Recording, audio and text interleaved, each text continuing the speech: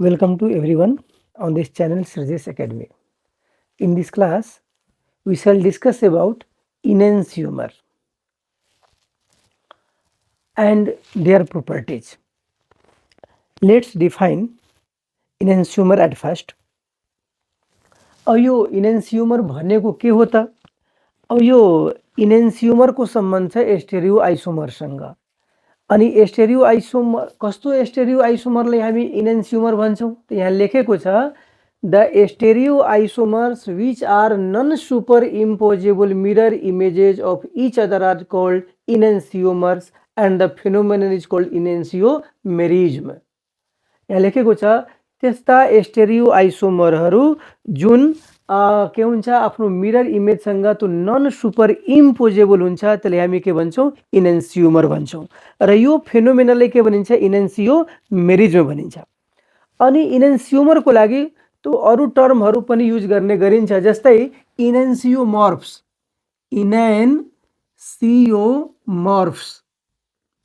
यो इनेन्सियोमर्फ्स भनेको पनि इनेन्सियोमर नै भयो।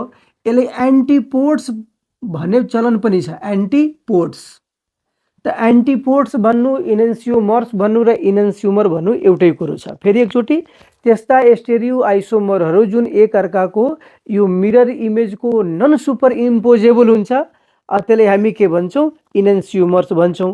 र यो भन्दा अगाडिको क्लासमा हामी हेरिसकेका छौँ जुन स्टेरियो आइसोमरहरू मिरर इमेजको नन सुपर इम्पोजेबल हुन्छन् तिनीहरू अप्टिकली एक्टिभ कम्पाउन्ड हुन्छन्। त्यसकारण enantiomers are optically active compounds. Enantiomers are optically active compounds. Why? Because they are non-superimposable on their mirror images. अब यहाँ अब जस्तै अब एक्जाम्पलको कुरो छ। अब यो ल्याक्टिक एसिड छ, यो पनि ल्याक्टिक एसिड छ। अब यो ल्याक्टिक एसिड र यो दुवै आइसोमर हुन्, यिनीहरू आइसोमर हुन् किनभने मोलिकुलर फर्मुला सेम छ अनि यो स्ट्रक्चरल फर्मुला पनि सेम छ तर यिनीहरूको जुन 3 डाइमेन्सनल जुन फर्मुला छ त्यो चाहिँ डिफरेन्ट छ। र जहाँ 3 डाइमेन्सनल फर्मुलाको कुरो आउँछ, जहाँ 3 डाइमेन्सनल स्पेसमा एरेन्जमेन्टको कुरो आउँछ त्यहाँ स्टेरियो केमिस्ट्रीको कुरो आउँछ, स्टेरियो आइसोमरको कुरो आउँछ। त्यो ल्याक्टिक एसिड जुन छ यदि यो अब्जेक्ट छ भने यसको आइसोमर जुन छ त्यो कस्तो देखिन्छ, यो यसको मिरर इमेज भयो।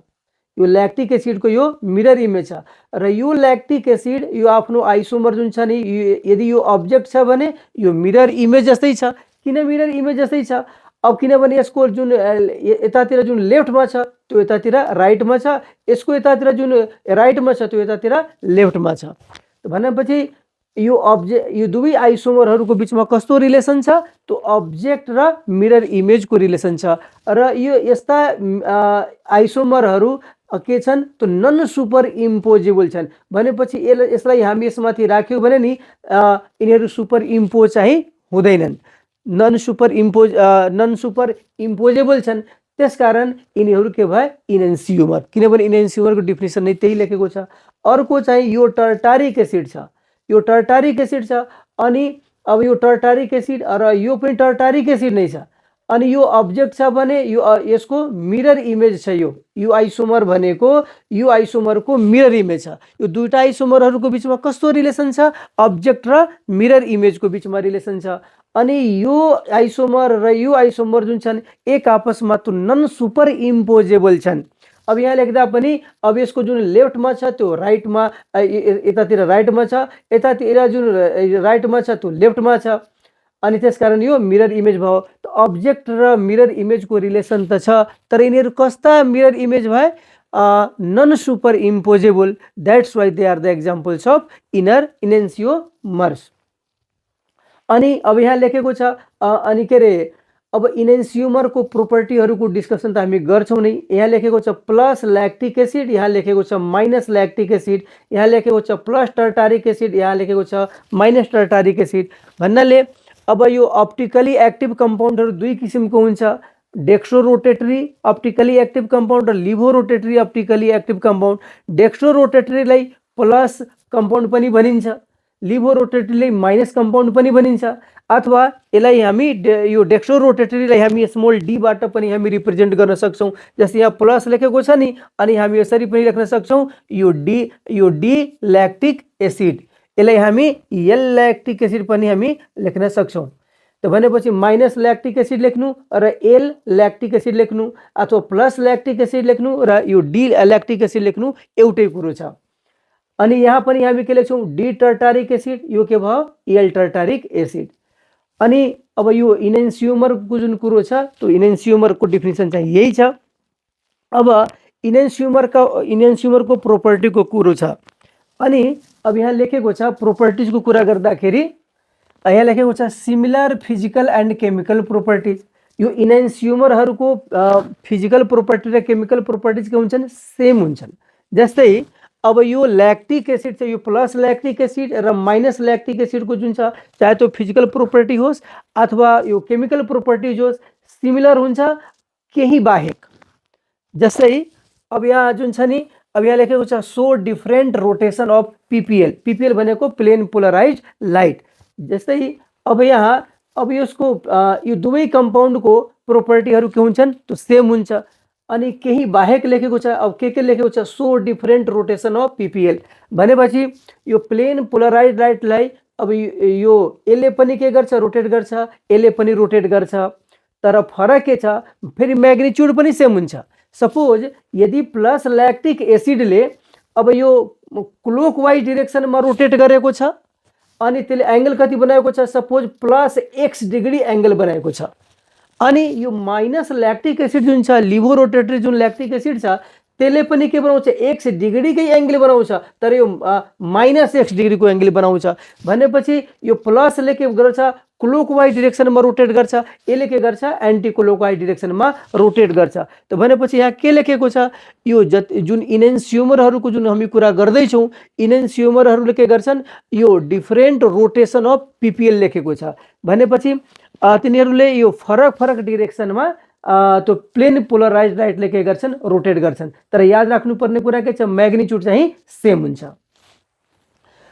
अर्को लेखेको छ rate of reaction with optically inactive reagent is same but if enantiomers are reacted with the same optically active reagent separately they show different chemical properties and they have different rate of reaction. यसले के भनेको छ suppose अब जस्तै अब यो lactic acid छ यो प्लस इनेन्सियुमर भयो यो माइनस इनेन्सियुमर भयो। अनि यदि अब यसलाई कुनै हामी ऑप्टिकली इनएक्टिभ रिएजेन्टसँग सपोज कुनै जेड भनेको एउटा रिएजेन्ट छ र यो कसो छ ऑप्टिकली इनएक्टिभ छ। अनि अब यो ऑप्टिकली इनएक्टिभ रिएजेन्टसँग जुन छ नि यो ल्याक्टिक एसिडलाई रिएक्सन गराउँदाखेरि र यो माइनस ल्याक्टिक एसिडलाई पनि यो त्यो ऑप्टिकली इनएक्टिभ जुन रिएजेन्ट छ जेड छ त्यससँग रिएक्सन गराउँदाखेरि यिनीहरूको रेट अफ रिएक्सन के हुन्छ सेम हुन्छ। तर यदि यिनीहरूलाई छुट्टा छुट्टै कुनै अर्को ऑप्टिकली एक्टिभ रिएजेन्टसँग रिएक्सन गरायो भने नि तिनीहरूको केमिकल प्रोपर्टिज के हुन्छ त्यो फरक फरक हुन्छ। तिनीहरूले डिफरेन्ट वेमा यो बिहेभियर सो गरिरहेका हुन्छन्, डिफरेन्टली चाहिँ बिहेभ गर्छन्। जस्तै यसको एउटा एक्जाम्पल लेखेको छ यो penicillium glaucum consumes all plus tartaric acid and leaves minus tartaric acid unaffected. अब यसको अर्थ के भयो पेनिसिलियम ग्लाउकम भनेको एउटा फंगस हो। पेनिसिलियम ग्लाउकम जुन छ त्यो फंगस छ, यसलाई हामी मोल्ड पनि भन्छौँ। अनि जस्तै यो हामीसँग प्लस टर्टारिक एसिड पनि छ र माइनस टर्टारिक एसिड पनि छ। प्लस टर्टारिक एसिडको मिक्सर छ माइनस टर्टारिक एसिडको मिक्सर छ हामीसँग। अनि अब यसमा हामी के गर्छौँ पेनिसिलियम ग्लाउकमलाई हामी यसमा राखिदिन्छौँ, जुन फंगस छ त्यसलाई हामी राखिदिन्छौँ। अनि त्यसले पेनिसिलियम ग्लाउकमले के काम गर्छ त्यो के अरे यो जति प्लस जुन छ यहाँ लेखेको छ consumes all plus tartaric acid यसमा जति प्लस अथवा डेक्स्ट्रो रोटेटरी वाला टर्टारिक एसिड हुन्छ सबैले त्यसले खाइदिन्छ कन्ज्युम गरिदिन्छ। अनि यो नेगेटिभ वाला जुन छ त्यसलाई त्यसले कन्ज्युम गर्दैन। अनि त्यो के हुन्छ यो माइनस वाला चाहिँ अनअफेक्टेड हुन्छ, प्लस वाला के भइहाल्यो अफेक्टेड भइहाल्यो। भनेपछि अब यो इनेन्सियुमर छ प्लस टर्टारिक एसिड र माइनस टर्टारिक एसिडहरू। अनि यो पेनिसिलियम ग्लाउकम जुन छ त्यो पेनिसिलियम ग्लाउकममा इन्जाइम हुन्छ, त्यो इन्जाइम ऑप्टिकली एक्टिभ हुन्छ। इन्जाइम अप्टिकली एक्टिभ हुन्छ। अब यहाँ दुईटा इनेन्सियुमरहरू छन्, तर पेनिसिलियम ग्लाउकममा जुन इन्जाइम हुन्छ त्यो अप्टिकली एक्टिभ एजेन्ट छ। त्यो अप्टिकली एक्टिभ रिएजेन्टसँग जुन छ नि त्यो प्लसले छुट्टै बिहेभियर सो गर्छ, माइनसले छुट्टै बिहेभियर गर्छ। त्यही कुरा यसमा लेखेको छ कि rate of reaction with optically inactive reagent is same. अब इनेन्सियुमरहरू कुनै अप्टिकली इनएक्टिभ रिएजेन्टसँग रिएक्सन गर्दाखेरि तिनीहरूको रेट अफ रिएक्सन के हुन्छ, त्यो सेम हुन्छ। तर यदि अप्टिकली एक्टिभ रिएजेन्टसँग त्यो यो सेपरेटली हामी ट्रिट गर्यो भने नि तिनीहरू त्यो फरक फरक बिहेभियर सो गर्छन्, फरक फरक केमिकल प्रोपर्टिज सो गर्छन्, जुन यो एक्जाम्पलबाट क्लियर छ। जस्तै पेनिसिलियम ग्लाउकममा जुन इन्जाइम हुन्छ त्यो अप्टिकली एक्टिभ हुन्छ। अनि त्यो के अरे अब त्यो पेनिसिलियम ग्लाउकमलाई हामी जब यो प्लस र माइनस भएको टर्टारिक एसिडमा जब हामी राख्छौँ त्यसले के गर्छ, सबै प्लसलाई के गर्छ त्यसले कन्ज्युम गरिदिन्छ, अनि त्यो माइनस चाहिँ के हुन्छ, अनअफेक्टेड हुन्छ। अनि तेस्रो जुन लेखेको छ, the reactivity of enantiomers is different when they are reacted with optically inactive reagent in presence of optically active catalyst. अब यहाँ के लेखेको छ, माथि त लेखेको छ यदि अप्टिकली इनएक्टिभ रिएजेन्टसँग तिनीहरूलाई हामी ट्रिट गर्यो भने रेट अफ रिएक्सन के हुन्छ, सेम हुन्छ। अब यहाँ त्यसमा एउटा अर्को कुरा पनि एड गरेको छ, यदि अब धेरै यस्ता रिएक्सनहरू छन् जुन क्याटालिस्टको प्रेजेन्समा हुन्छ, अनि सपोज अब त्यो इनेन्सियुमरलाई हामी के गर्छौँ, अब यो अप्टिकली कुनै इनएक्टिभ रिएजेन्टसँग रिएक्सन गराउँछौँ, तर त्यहाँ जुन क्याटालिस्ट जुन छ त्यो क्याटालिस्ट कस्तो छ, अप्टिकली एक्टिभ छ। अनि त्यो कन्डिसनमा के हुन्छ, यिनीहरूको बिहेभियर के हुन्छ, त्यो फरक फरक हुन्छ, यिनीहरूको रिएक्टिभिटी के हुन्छ, फरक फरक हुन्छ। त्यही कुरोले यसमा लेखेको छ, the reactivity of enantiomers is different when they are reacted with optically inactive reagent in presence of optically active catalyst। अनि अब यसको सोलुबिलिटीसँग सम्बन्धित जुन कुरो छ, अब यसमा हामी लेख्छौँ सोलुबिलिटीसँग सम्बन्धित कुरो।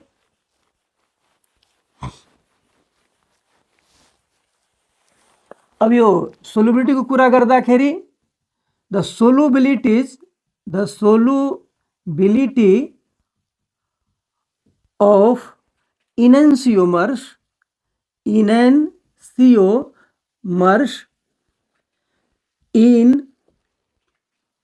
the solubility of enantiomers may be different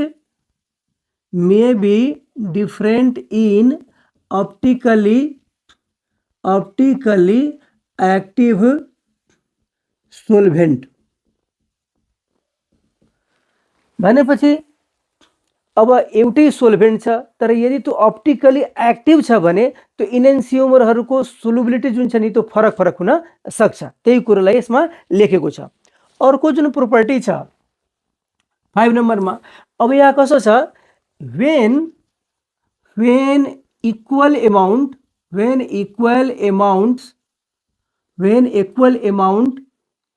of enantiomers are mixed together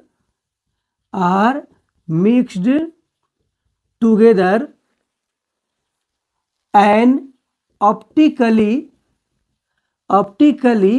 inactive racemic mixture is obtained। अब यो भनेको के भयो, अनि के अरे हामीले थाहा भइसकेको कुरो हो, यो इनेन्सियुमर्सहरू के हुन्छन्, अप्टिकली एक्टिभ हुन्छन्।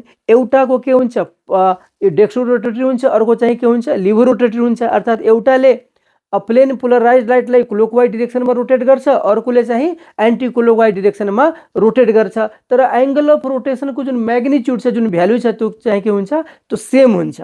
अब यहाँ के लेखेको छ, सपोज अब जुनसुकै कम्पाउन्डको कुरा गर्दा हुन्छ अप्टिकली एक्टिभ, जस्तै सपोज यो डी ल्याक्टिक एसिड अनि एल ल्याक्टिक एसिड यहाँ लेखेको छ इक्वल एमाउन्ट। सपोज 1 मोल डी ल्याक्टिक एसिड र 1 मोल हामी के गर्छौँ, एल ल्याक्टिक एसिडलाई यो इक्वल एमाउन्टलाई जब इक्वल एमाउन्टलाई हामी के गर्छौँ, मिक्सअप गर्छौँ, अनि के हुन्छ, यो डी ल्याक्टिक एसिड त अप्टिकली एक्टिभ छ, यो छुट्टै छ भने अप्टिकली एक्टिभ छ, यो पनि के छ अप्टिकली एक्टिभ छ। तर जब हामी इक्वल एमाउन्टलाई मिक्सअप गर्छौँ अनि के हुन्छ, जुन मिक्सर आउँछ त्यो मिक्सर के हुन्छ अप्टिकली इनएक्टिभ हुन्छ, अप्टिकली इनएक्टिभ हुन्छ। र त्यो मिक्सरलाई हामी के भन्छौँ, यो के अरे रेसमिक मिक्सर भन्छौँ अथवा यसलाई रेसमिक मोडिफिकेसन पनि भनिन्छ। Racemic mixture is also known as racemic modification, racemic modification. फेरि एकचोटि, यदि दुईटा इनेन्स्युमनहरूलाई इक्वल एमाउन्टमा यो मिक्स अप गरिसकेपछि जुन मिक्सर प्राप्त हुन्छ त्यसले हामी रेसमिक मिक्सर भन्छौँ अथवा रेसमिक मोडिफिकेसन भन्छौँ। र रेसमिक मिक्सर जुन छ त्यो अप्टिकली इनएक्टिभ हुन्छ, यद्यपि त्यसमा त्यो अप्टिकली एक्टिभ कम्पाउन्डहरू प्रेजेन्ट हुन्छन्।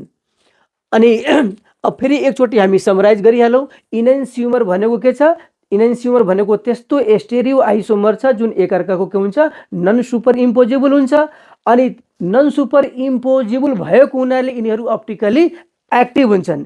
अनि प्रोपर्टीको कुरा गर्दाखेरि प्रोपर्टी हामी सबै डिस्कसन गरि नै सक्यौँ। यो जति यिनीहरूको फिजिकल प्रोपर्टी र केमिकल प्रोपर्टी छ प्राय सिमिलर नै हुन्छन्, केही बाहेक जुन हामी अलरेडी डिस्कसन हामी गरिसकेका छौँ। That's all about enantiomers. Thank you for watching this.